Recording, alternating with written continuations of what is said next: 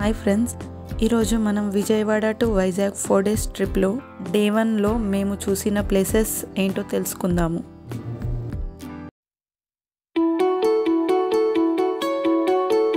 మేము ఈ రోజటి ట్రిప్ కోసం ఒక ప్రైవేట్ వెహికల్ తీసుకున్నాము. మేము మొదటగా మంగళగిరి పానకాల నరసింహస్వామి క్షేత్రానికి వెళ్ళాము. మనము ఈ మంగళగిరి క్షేత్రానికి ప్రకాశం బ్యారేజ్ మీదుగా చేరుకుంటాము.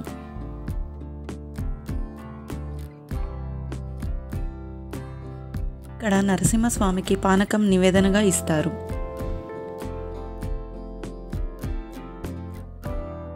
ఎగువ నరసింహస్వామి దర్శనం అయ్యాక మేము దిగువ నరసింహస్వామి దర్శనానికి వచ్చాము.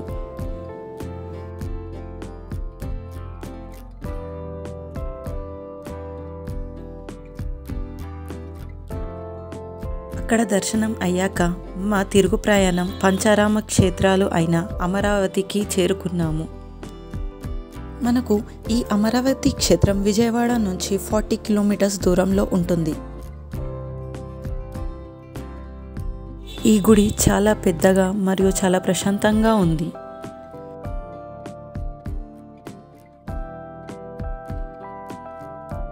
ఈ పంచారామ క్షేత్రంలో మనకి అమరేశ్వర స్వామి దర్శనం కలుగుతుంది. ఇక్కడ శివుడు మనకి 15 ఫీట్ల పొడుగు ఉంటారు. టెంపుల్కి బయటే మనకి కృష్ణా నది ఉంటుంది. మేము గుడి దగ్గరలో ఉన్న వాసవి కన్యకా పరమేశ్వరి సత్రంలో భోజనం చేసి మా తిరుగు ప్రయాణాన్ని శ్రీ శైవ క్షేత్రమైన కోటిలింగాల గుడికి చేరుకున్నాము.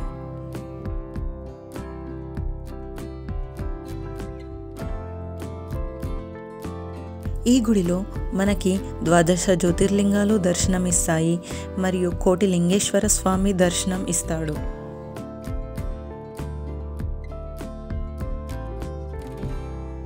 ఇక్కడ మనము వివిధ లోహాలతో తయారు చేయబడిన లింగాలను, నాగప్రతిష్టలను చూడగలుగుతాము.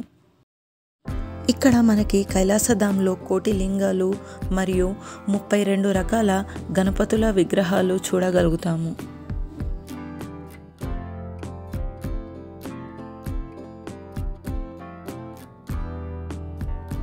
ఈ గుడి చాలా పెద్దగా, ప్రశాంతంగా, చాలా అందంగా ఉంటుంది. తర్వాతి మా ప్రయాణం వెంకటిపాలెంలో ఉండే వెంకటేశ్వర స్వామి గుడికి వెళ్ళాము. తిరిగి మేము సాయంత్రం వరకల్లా విజయవాడకి వచ్చి అక్కడ అమ్మవారి దర్శనం చేసుకున్నాము. నైట్ అక్కడే స్టే చేసి next day morning day 2 trip start చేశాము.